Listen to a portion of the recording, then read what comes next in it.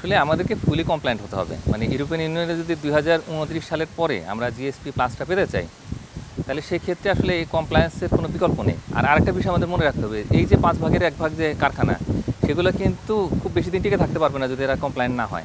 তার কারণ এই যারা বায়ার তারা কিন্তু অনেক জোর দিচ্ছেন, এখন চাপ দিচ্ছেন। আর ইউরোপিয়ান কার্বন বর্ডার ম্যানেজমেন্ট সেটার আওতায় কিন্তু এখন এই যে কার্বন যে অ্যাকাউন্টিং সেগুলো হচ্ছে, এবং এই যে ৫ ভাগের ১ ভাগ কারখানা তারা কিন্তু এইটার বাইরে পড়ে যাচ্ছে, এবং এটার কারণে আমাদের আসলে কস্ট অফ এক্সপোর্ট ওটা অনেক বেড়ে যাবে। তো সুতরাং আমি মনে করি যে এই পুরো যে ৫ ভাগের ১ ভাগ কারখানা সেগুলোকে আসলে এই ফর্মাল চ্যানেলের মধ্যে নিয়ে আসতে হবে, এবং তাদেরকে অবশ্যই কমপ্লায়েন্ট হতে হবে, এবং এটার জন্য অবশ্যই সরকারের দিক থেকে খুব কঠোর যে মনিটরিং সেটার ব্যবস্থা করতে হবে। বিজিএমএ বিকিমে তাদেরকেও এটার মধ্যে নিয়ে আসতে হবে, এবং এটা আসলে একটা কম্বাইন্ড রেসপন্সিবিলিটি।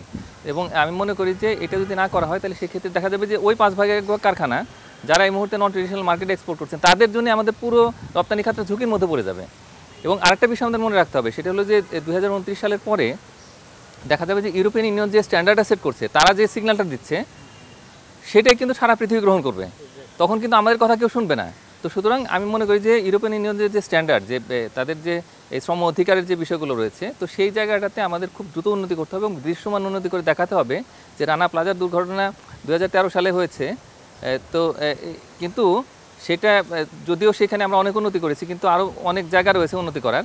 তো সেটা আমরা তার প্রতি খুব প্রতিশ্রুতিবদ্ধ যে আমরা এখানে উন্নতি করব বা সব সমস্যার যেগুলো রয়েছে সেগুলো আসলে কাটিয়ে উঠবো। তো এইভাবে করেই আমাদেরকে আসলে এই মেসেজগুলো তৈরি করতে হবে এবং সেগুলো আসলে প্রচারও করতে হবে। তো এভাবে করলে আমি মনে করি যে কমপ্লায়েন্সের আসলে কোনো বিকল্প নেই, এবং এটা করতেই হবে।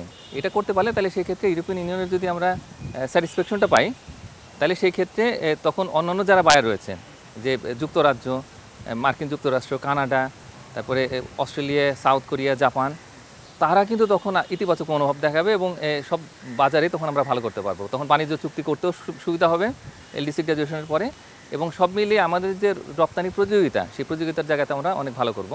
আর এই যে গ্রিন ফ্যাক্টরিগুলো, সেগুলো তো এখন হচ্ছে, কিন্তু এই ছোট ছোট ফ্যাক্টরির পক্ষে আসলে গ্রিন ফ্যাক্টরি হওয়াটা অনেকটাই কঠিন, এবং যেহেতু তারা আসলে কমপ্লায়েন্ট না, তো এই কারণে এনভায়রনমেন্টাল যে কমপ্লায়েন্সগুলো আছে সেই কমপ্লায়েন্সগুলো তারা করতে পারেন। তার মানে হচ্ছে যে লেবার রাইট, লেবার যে কমপ্লায়েন্স সেটা, সোশ্যাল কমপ্লায়েন্স এবং এনভায়রনমেন্ট কমপ্লায়েন্স, এটা একটা প্যাকেজ, এবং এটাই আসলে এখন ইউরোপিয়ান ইউনিয়ন দেখছে।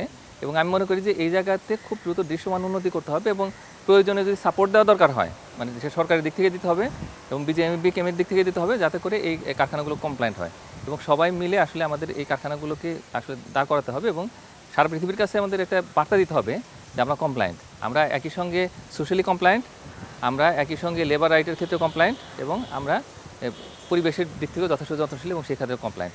তো এইভাবে করে যদি আমরা কম্বাইন্ড মেসেজটা দিই, তাহলে সেক্ষেত্রে আমাদের যে রপ্তানি বাণিজ্য সেটা অনেকটাই সুরক্ষিত থাকবে।